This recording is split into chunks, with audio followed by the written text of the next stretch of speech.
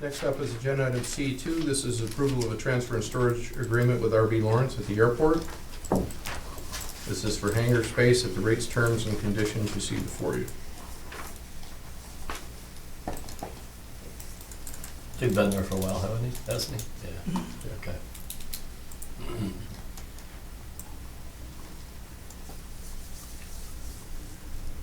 I'll move that. Second. Any further questions, comments? All in favor? Aye. Next up is agenda item D1, approval of a supplemental agreement with FedEx Trade Networks. This is for 6,436 square feet in the 4th Industrial Building. Term of the lease agreement June 1st, 2015 through May 31st, 2018 at the rates, terms, and conditions you see before you. Chad, we ever talked to them about increasing for more space and maybe a Yeah. different facility than? Yeah, they've looked through building, we've had people up from their headquarters and gone through building 11. This was a couple of years back. Yep, they're well aware. It's just the volume of business they're doing and justifying the additional cost. And most recently, there's two offices that are empty next to them that had discussions with them about taking that over, and that's going through it's quite a bureaucratic process, a big organization, so, but they may take some of that office area at a minimum, so I'm still working on that. Okay, thanks. Yep. I'll make that motion. Thank you. I'll second. Second. Oh, go ahead. Mona Barlow made the second. It's working for me. She jumped out. All right, Mona seconded, okay. Further question, comments? All in favor? Aye. Under other such matters, there are 5 items this morning for consideration. The first one is with McFarland Johnson. This is for design work associated with the terminal. Let me enlarge it on the screen here so you can see it a little better.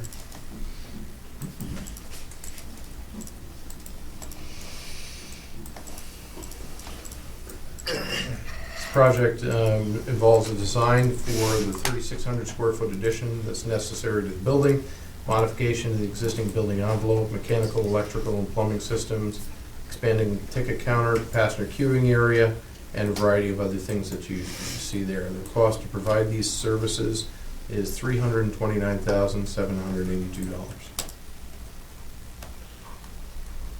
Do we have a schematic design of this anywhere? No, this is for the design of that. What this will, Well, it's just a matter, this is what we're gonna propose? yeah, this is for, again, I apologize, I guess I skipped over that. This is a proposal to provide project management, engineering, design, and bidding services for the expansion and renovation of the existing terminal building.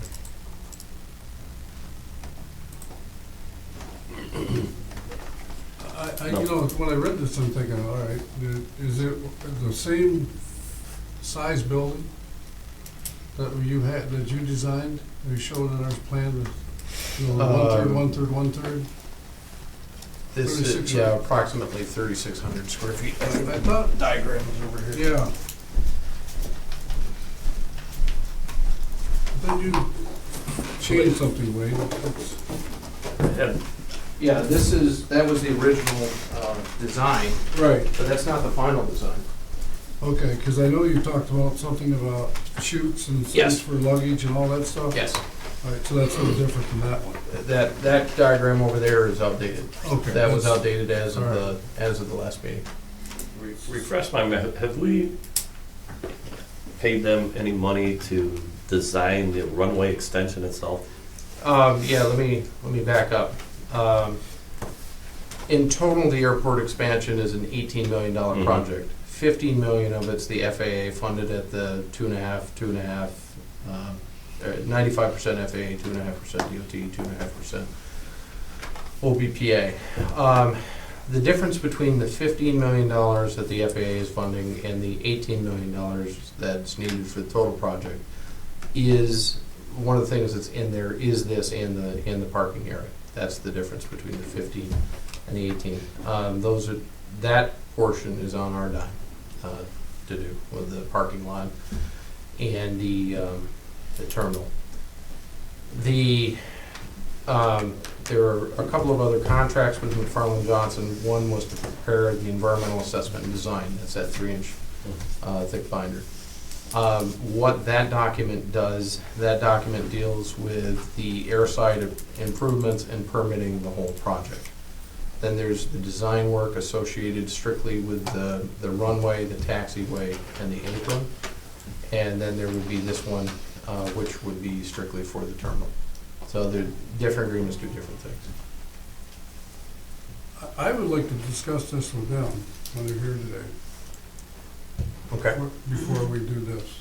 I just, think this is I think we're ahead a little bit. All right. It's good, I'm not saying that part, whatever, but I think it's some discussion I'd like to have. I prefer that because I really, I'm not in a position to advocate for McFarland Johnson. It's their work, it's their proposal. So Okay. let's have them explain it. I agree. I need a motion on that. I'll make a motion we resume, table this till after their presentation. Second? Yep. Second, Kevin? All in favor? Aye. Thank you. Let's talk about, next up is Parsons. This is for the rail bridge engineering that needs to be done on the railroad side of things. This is, to refresh everybody's memory, this is the portion that the Bridge and Port Authority is responsible for as the OBPA match on any future rail project. You recall they were here last time doing a proposal, or I guess 2 times before now. The proposal is for $130,250. I'll make that motion. Second. Can I make one comment? Only one, Steve. Only You said one. only have one, that's all you're getting. Gotta make My it count. words carefully. Just to make you aware, the original RFQ asked for taking us right through design of the project, bringing us right up to where we were bidding. This right here, originally they gave us a much higher price. We negotiated down because the actual scope of the design, because you remember they mentioned we need to get out there and do a, so really what they're gonna do is take, they've dropped that down, and what isn't included in this is final design. So based on what they find, we're gonna use, this money will take us to that, and the money that they discounted off of that, I told them we just couldn't afford to go any higher than that original bid, and I was disappointed that the design work wasn't included, but they explained to me they really couldn't do the design, so they backed that off, and we'll use that money that originally, we'll put that toward design. But I wanted you all to be aware that this doesn't take us right to where, okay, we're gonna, one day we're in here, we're bidding it.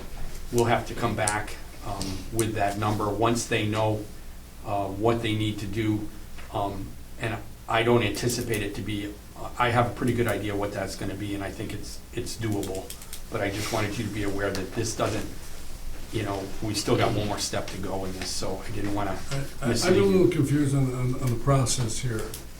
That design work, this $130,000, do we pay them now, or that makes this shovel ready?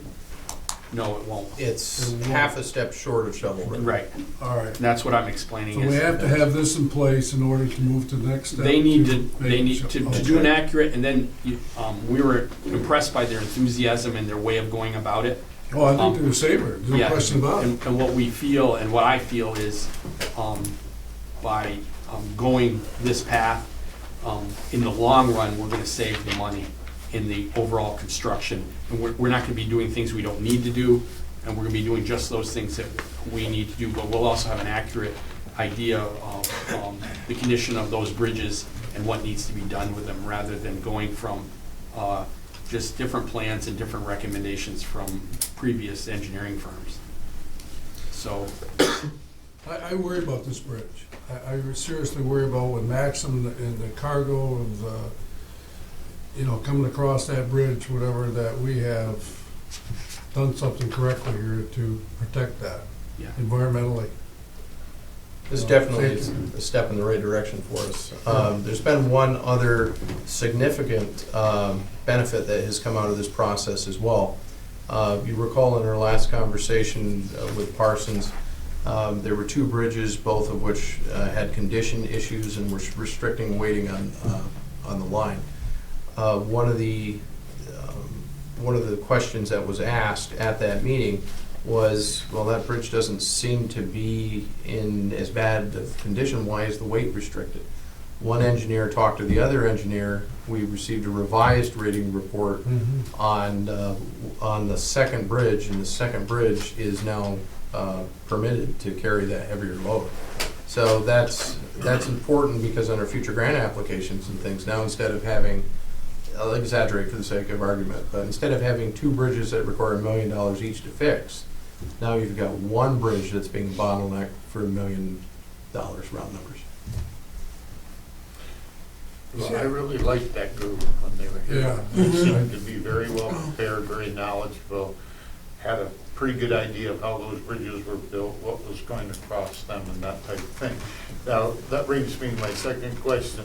Does that mean the next time we tour that, Reach and Lamasha won't walk across it? They'll get in the car and go across? No guarantee, I didn't say anything about that. Didn't say about that. Didn't guarantee any of that. I'll wait on the other side. Let me know how you guys We'll work Then on my it. third thing is being the experimenter that I am, and I hadn't ever picked up a grammatical error or anything, and on the couple motions back, I noticed that initiator was misspelled, and I was gonna point it out, and I saw your cursor there, and you fixed it, you took away all my power. But did you notice it got fixed this time? I did it, so I can type little messages in here, that's the way he goes, huh? Absolutely. Okay. I'll move that. You already moved. Huh? Steve moved one, is that the one? Oh, you're did talking they? about? It's been, Well, I wanna move it again. all right. Yeah. So good, needs to be done twice. All done twice. All in favor? Aye. See, I was for it, Frank, see? I was- Mr. Chairman, I'd like to take things out of order, and let's take E3 last, because there may need to be the executive session on that item. Okay. Let's talk about item E4 and E5 in numerical order, but let's talk about why they're important first, a little bit of background. Okay. When we write applications, we always make sure, when we're successful, that's great, and when we're not, we try and figure out why not, and tune them up for next time. In one of the debriefs that we had on the last Tiger application, we found out that we had a really good, I'll give an example. We found out that we had a really good story in 5 out of 6 areas. Achieved significantly above average in 5 of the 6 areas. And on the 6th area, the 6th area was engineering scope. So you had an engineer looking at the application, and there was no engineering scope associated with it. So what happened there is numerically, when, hypothetically 5 areas you get 100, and the 6th area you get a 0, you just can't recover from that. So the learning from that is, let's get the engineering scope together, and that way the engineer who's evaluating the application, whether it be on the federal or one of the other programs, has the ability to look at it. There's something interesting there from an engineering point of view, there's something sexy there, and bottom line, that way we increase our score on the application. There's 2 things that we need to do. One is for a small project, and one is for a large project. So I'll give you an example. If we go back in time, the Bridge and Port Authority spent $700,000 to get the entire bridge shovel-ready. And we got that whole project ready to go for the $90 billion need. We ended up getting, I think it was $25 million in total. And we did the center span. Well, those documents are still sitting out there, and they're not quite shovel-ready, for the lack of a better term. They're almost ready to go, we're almost there.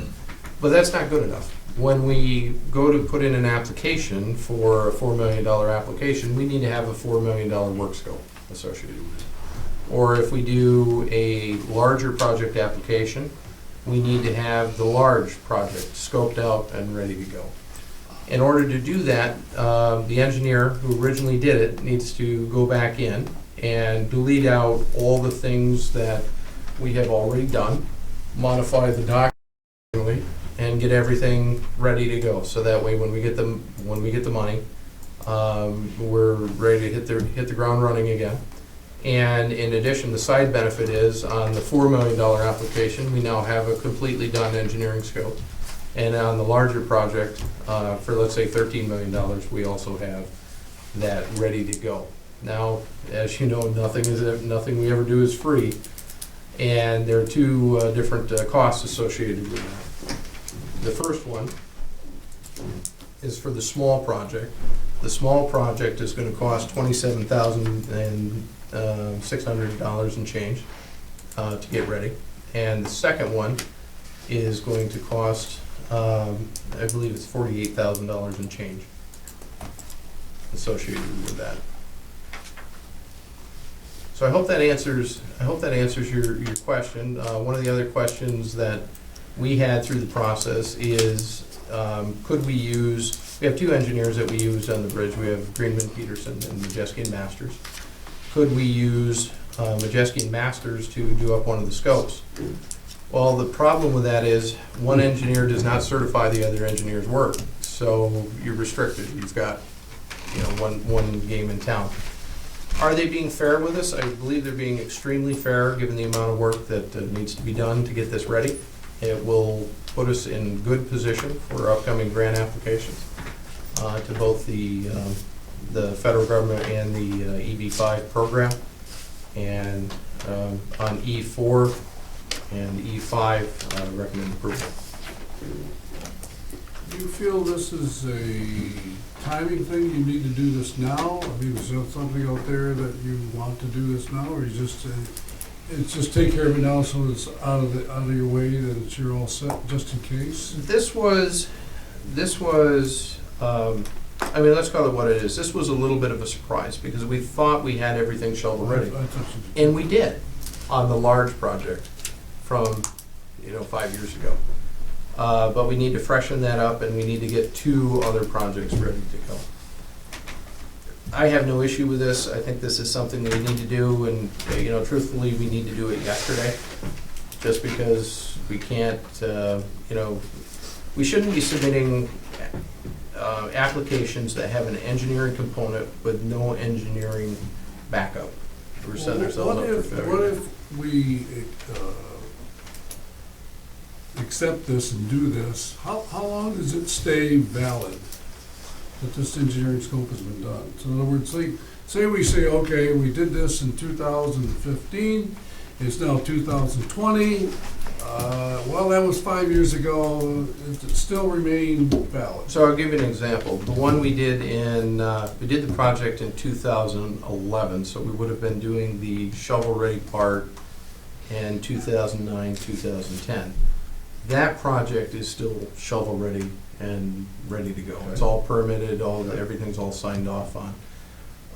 These projects, by default, are a subunit of that larger project. These projects are all ready, Okay. but the problem is, you've got to have your I's dotted and T's crossed in terms of what the individual scopes are with those two projects. Okay. And this will give us two other shovel-ready projects, because the odds of us getting $90 million, for example, are slim to none. So this will give us a $13 million shovel-ready project and a $4 million shovel-ready project. Apologize, I'm kind of butchering the explanation. No, but I mean, just some things, you go with your head, you say, all right, well, all these things are going on here, and you say, all right, it seems like we spend money here, don't we? Well, I mean, those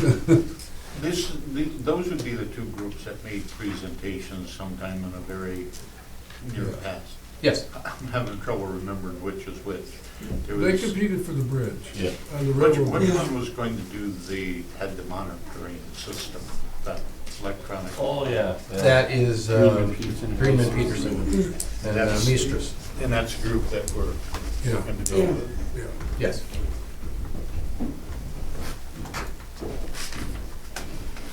I mean, I hate to say it in these terms, that's a group we have to go with, because they're the ones that did the shovel-ready project documents A before. lot of the subset, this is a lot of a subset of those drawings. So what they're able to do is, a lot of that work's already been done. So we're getting this at a, say there was no shovel-ready engineering done in 2010, that would be significantly higher. And the other end of it is, what Wade explained was, you can't have another engineering firm standing behind somebody else's. I'm sure there's a way around it, but basically, they don't want to stand behind their own design.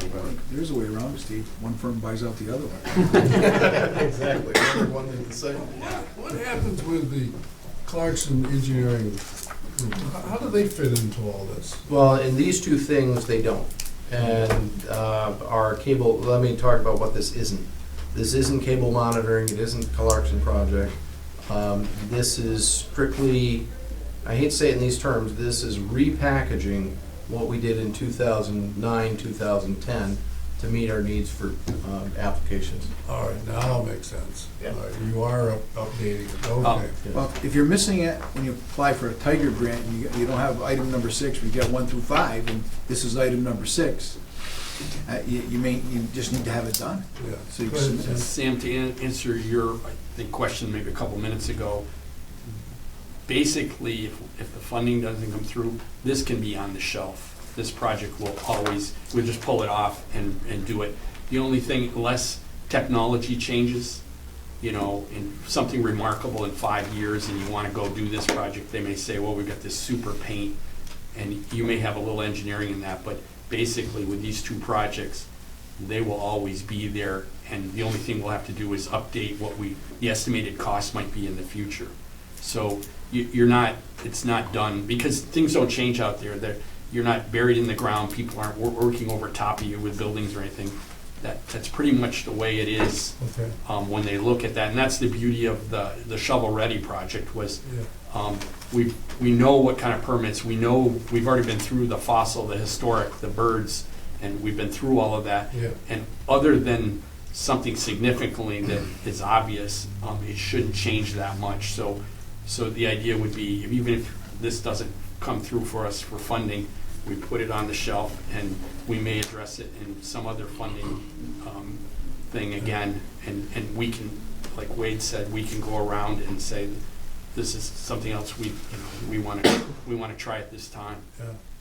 That's- Well, I've been here, I don't know, 5, 6 years, I don't know, I lost track of it, whatever, you know, and I'm trying to still understand this bridge. I'm still trying to, the complications involved in this whole process to maintain a bridge, maintain its integrity, all the engineering, things that are going on, it's evolving all the time, and how to keep track of, it's difficult. Yeah.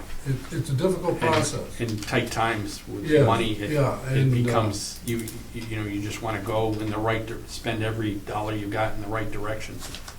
And it's your lifeline, you say, I gotta protect my lifeline, and I'm going, I mean, I'm totally agree with, you know, we need to do this, but it's just like, you know, it just keeps going and keeps going and keeps going, and it's, you know, and we have to protect it, there's no question about it, be ready to do what's coming next. And just from another standpoint, that money that we spent on engineering in 2010,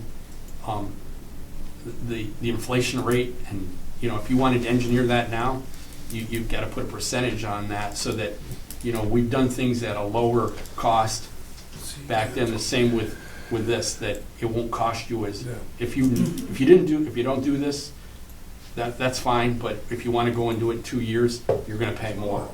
So, I remember a Lisbon project, and they held off 1 year and went like $2.5 million, Yeah. so then, you know, the project in one year, because price of steel and you know, and I'm paint. going, remember that? Yeah. I'm going from 4.5 to 7, just like that. Right. You know, it means, yeah, I was like. This- go Oh, I'm sorry, go ahead. No, go I was ahead. gonna say, this particular item is gonna be the, what do you wanna say, the more fast-tracked of the two, because this particular item is needed as part of the repair, the upcoming Tiger project, which pre-application's due May 5th, and then the actual application is due June 5th. Well, I remember when we did the decking, and that question come up, you had at least your shovel ready to go, what you needed to do, everything was done. and everybody was trying to take your $15 million in the pot, and they were looking for a reason to take it, and they didn't have one. They looked everywhere to take it, and it was all done. And so, okay.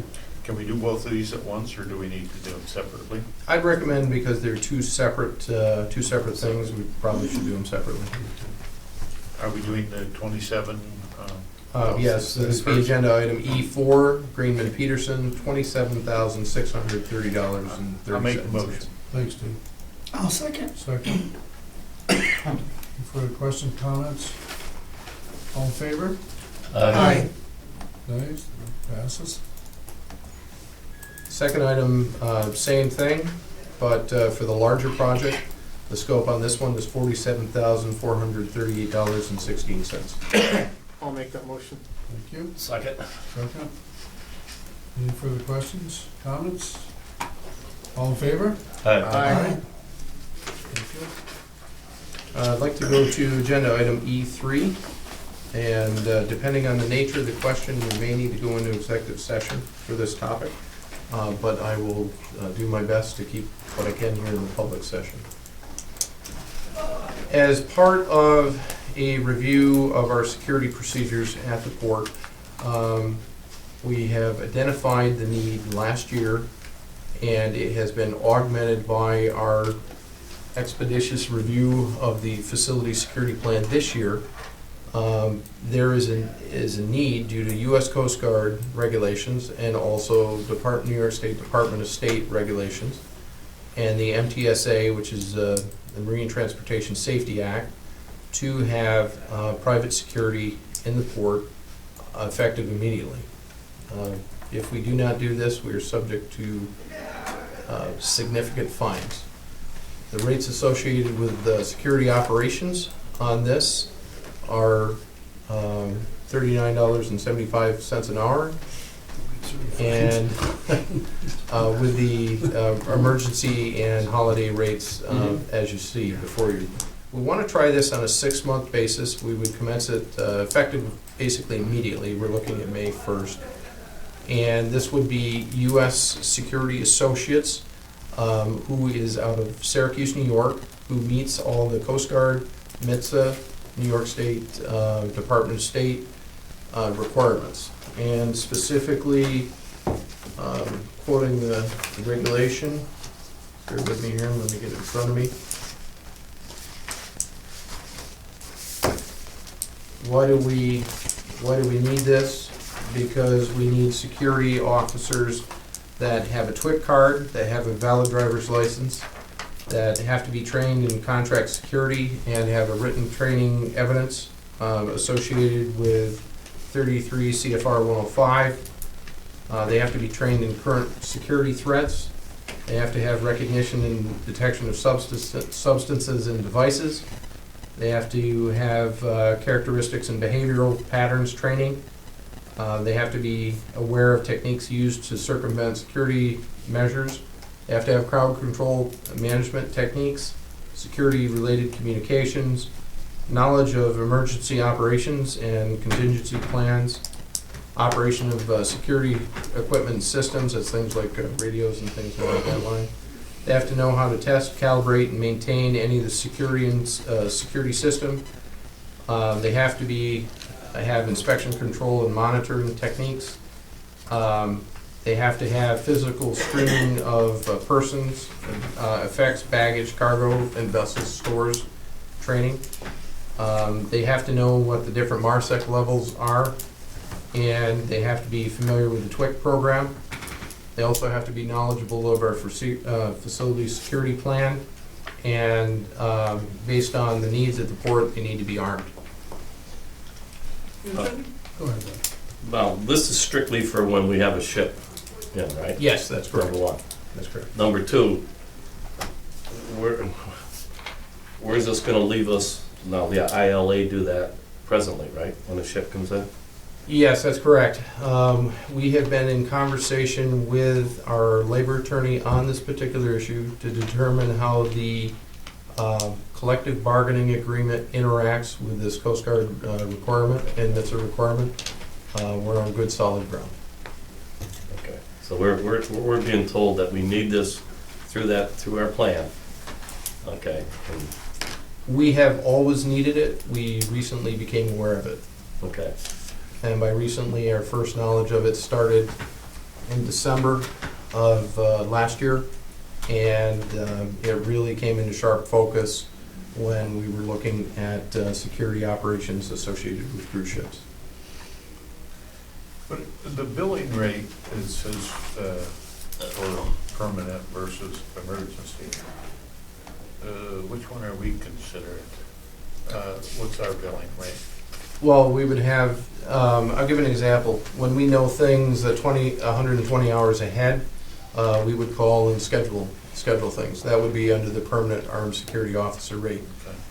Let's say if we were notified by the Seaway today that some vessel was coming into port for security reason, or the Coast Guard, we didn't know about that in the allotted time frame, so we need to call Syracuse, have them send somebody up, and that's at the higher rate that you see. Thank you for clarifying. I didn't know if permanent meant if we had somebody there every single day as a full-time versus, just when ships were in. That's a good point. The other thing I forgot to mention too is these folks also provide the security at Oswego as well. They're trained in the maritime environment as well. There are significant and hefty fines involved with not doing this on the MTSA side and New York State Department of State requirements. I'll give you an example without going into specifics. You know me, when I have a question, I ask the question. I call the New York State Department of State and ask questions about security guard training. They were ready to come out and fine us that day. Fortunately, we didn't have a ship in, but that's how seriously these regulations are taken at both the Department of State level. But Coast Guard fines, for example, the fine chart starts at $10,000 and up. Are these people taking the place of somebody else who? Yes. had been So doing the job? yeah, let me give an example.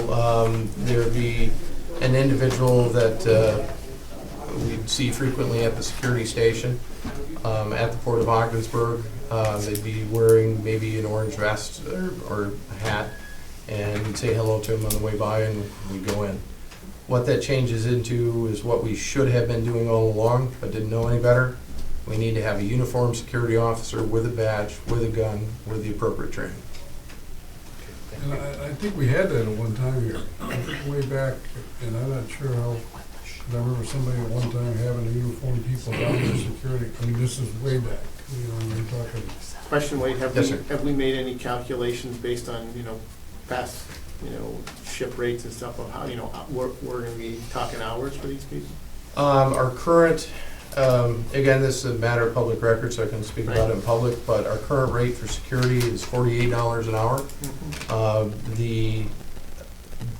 The option of having the permanent armed security is round numbers $40 an hour. So there is a marginal cost savings there, but Okay, that's what I was wondering. Now, So- this is for 6 months. yes, that's correct. 6 months. So now, I'm gonna speak from with the union side. I come to you and I said, listen, Mr. Davis, I don't have anybody qualified at this point in time, but obviously I have a couple of individuals who would be interested in becoming certified. Is that a possibility for somebody in that union hall to be trained to be certified to do this? Short answer, yes. Long answer, no. Because, again, with the interaction of our contract, they would have to be all trained at authority expense. But the interesting thing is, out of all those regulations, there are some that could not be met. And one of those is the armed component. So you're gonna get this argument from, Oh, yes, absolutely. okay. Mr. Chairman, you'll need a pool of people. I mean, if one person says, oh, I can do this, Yeah, that's that's fine. okay. I But look at the Just local with people's people here schedules that- and everything, that's the one thing we were even having trouble with where we're at is getting, if I needed 3 people in 2 days, we have really a pool of maybe 6 or 8 security people with the ILA, and just getting them all in the right schedules with people having other jobs. Now, if those, if they all wanted to try to meet all of those things, you'd need 8 or 10 people to do that, not just somebody. Okay, but I put it on the plate, I say, No. okay, I mean, okay, I- this yeah, is but what's I'm- out there, I mean. But I'm just put throwing it together. another I mean, thing that you'd need Yeah. for planning purposes. Well, So that's a very important point you bring up here, and again, I apologize, I'm a terrible storyteller, but there's one thing that's very important from a record point of view. And due to the qualifications involved here for security, or capital S at the Port of Ogdensburg, we need to make the purposeful decision to exit the security function at the marine terminal. That is the central decision here. well, I can think of all the reasons why you're doing what you're doing, and somebody's carrying a gun. I mean, you you've been trained in a lot of ways, and I know in this country right now, policemen are under a lot of scrutiny of, how you use something. I don't know when to shoot, I mean, it's serious here, this is serious what you do, and obviously, if we're under certain rules and restrictions in how we do this, we have to have the right people who know how to do it correctly. The other Agreed? problem you run into is, if it's an ILA member, he can't be in the union, because he's buddies with everybody that's coming in I port. thought that too, Frank. There's an awful lot of potential conflicts. Go ahead, yeah. Yeah. As long as we're on firm footing with this, I can just see, a potential big problem coming down the pipe here, just like I think back on our windmill project, and all of a sudden we had to have qualified crane operators, and remember that deal we had to go through and that, and then, because we were told by the state or whoever that we had to have these, and then, we had the bigger problem, and There is more to this story, but due to the nature of the security plan, I can't discuss it on camera. Okay. So I'd be happy to discuss Fred, I know it. you want to. Yeah, just in answer to Gavin's question, we paid for about 60 hours of security last year. Okay, We hope there'll be a lot more this year. right, exactly, okay, thank you. And I need to be absolutely clear on one thing, though. We aren't doing this for cost. No, I know, We're doing it we're for- for regulation. Yes. Yeah, for And- sure. And other than something that I don't foresee, but generally December through first week of April, we really don't have anything in security hours unless something were different that wasn't maritime related.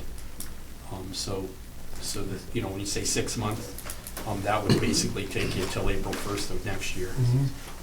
If they decided they didn't want to do it, or we decided we wanted to change or something like that. Come Christmas, there's really no, we do normal security, but other than that, there's no vessels or anything in there, so our plan doesn't kick in until there's a vessel in port, so We you got guys some can see salt what. weight a couple of years back, didn't we, though? Excuse We me? get some salt weight a couple of years back? Yeah, not any later than Christmas. Well, no, but this is November 1st, isn't it? November 30th. 30th? Yeah, well, right, Okay. okay. I Now you got it. been waiting all day. Go ahead, Lee. I'm trying to think of the best way to answer the collective question in the public forum. We anticipate an issue on this. We have worked extensively with outside counsel on this to both insulate, protect, and comply with the regulations. So, Well, to me, I look at, this is a job, and this is someplace else coming up and doing the job. Is there anything locally, whatever, out there, whatever, that can, maybe not right now, but maybe in due time, and say, wait a second, there's a local agency, a local group of people, or whatever want to do that can provide this service. I don't know how unique this is, I really don't know. And it probably is unique more than we probably realize. Well, if you look at the number of hours that we used, say, a year ago, and you look at it, you have to be dealing with an organization that's large in manpower and does it all over the place. Okay. Because a small organization couldn't survive up here. And the type of training they're talking about, and you have to continue the training on an annual, they wouldn't make any money doing just our port. Yeah. And also, Mr. Chairman, and kudos to Wade, and, we didn't go out 3 years, we went out 6 months. Yeah. So it's giving everybody the opportunity you know, So it's just- to see how this works Yeah, from I both agree. sides. There's one other important thing too. We did shop this concept at first with Ogdensburg PD. I forgot Yes, to mention you that. talked. And unfortunately, Ogdensburg PD would not be able to handle this because they meet the security qualifications. But as the chief explained, summertime, when we're the busiest, is when he's already short-staffed with festivals, people off, everything else. Couldn't meet our needs. So we did look locally first. I forgot to mention that, and thank you for reading that. Just one more quick comment. Playing devil's advocate in this. We go out 6 months and it doesn't work. For whatever reasons. Where do we go then? Do we go back?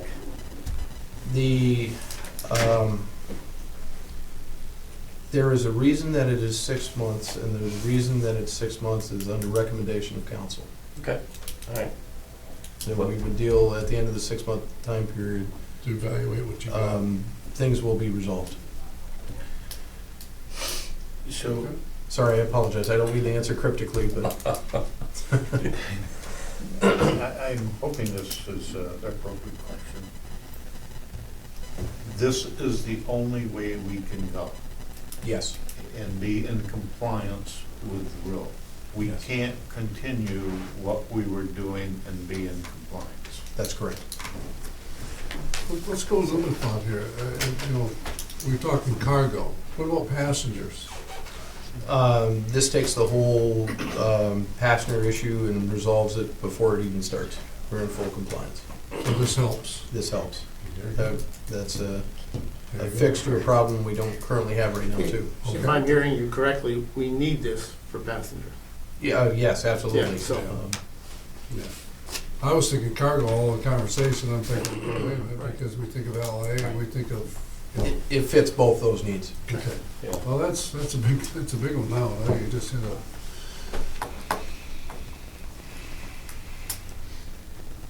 I'll make the motion. are you a motion? I'll second. Thank you, Mona. Any further question, comments? All in favor? Aye. Do you know Tisha's McFarland in the building? We don't know, but I can Could you have check them on report. that, please? Mr. Chairman, there is a need for executive session leading to, matters leading to the appointment of a corporation. That would be McFarland Johnson.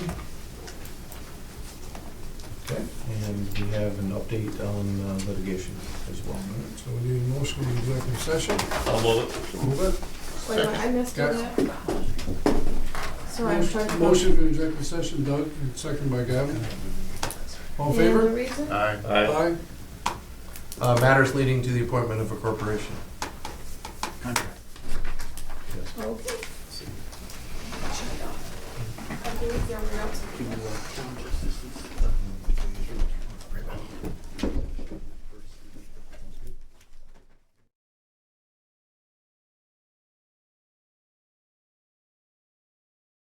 Okay, we're on. Yeah. Well, we changed our mind. Well, let the record show, we come out of executive session, it's now 1:15 PM, and we spent, and this motion that we really are gonna talk about here is, we spent all our time really discussing it to finalize a very important decision. So you wanna introduce that, Wade? Certainly, this is agenda item, apologize, I lost track of the I number shut here. my computer off, so. E1, thank you. Other such matters, this is approval of a contract with McFarland Johnson.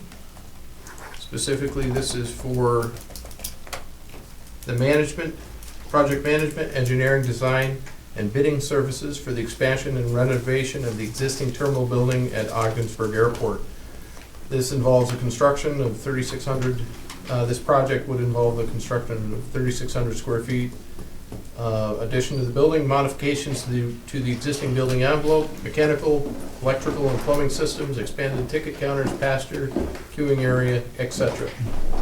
Cost to provide these services is $329,782. And that would be a cost not to exceed. I'll make that motion. Second. Jeff, anything you want to say about the project at this point in time as far as design? Or you just, we had enough discussion, you don't say anything? We're excited to get started. Absolutely, okay, that's what we need. Well, I'll tell you what, I wish I had that piece of paper that we've had, and it was the chart when we started with the line. Remember the chart with the lines, and we were going through the design and the permits and all the construction things, whatever. I'm thinking, it's hard to believe in the length of time that we try to move a project, that we're into the final part of our graph line, that, you know, the race is on, And gentlemen, appreciate all your hard work behind the scenes, you know, making this project become a reality, and hope we come back with a great design that'll finalize everything, and everybody will be happy with it. So, any other comments from board members, anything? Okay, I'll make a motion to move that resolution. It's already done. You did. That's right, you did. Just need a didn't you? vote. We just need I to want to vote. do it again. I support all, I'll tell you, my brain is moving along here. Roll call vote, please. Mr. Loeffler? Yes. Ms. Breen? Yes. Mr. Reagan? Yes. Mr. Lamancha? Yes, sir, yes. Motion carries. You have it, gentlemen. Motion that we adjourn. We have any other business? Wait. No, sir. No, sir. I need a motion to, wait a minute. I'd like to make a motion. That's what I was thinking. Second? All in second? All in favor? Aye. John and John, before you leave, that's a nice setup.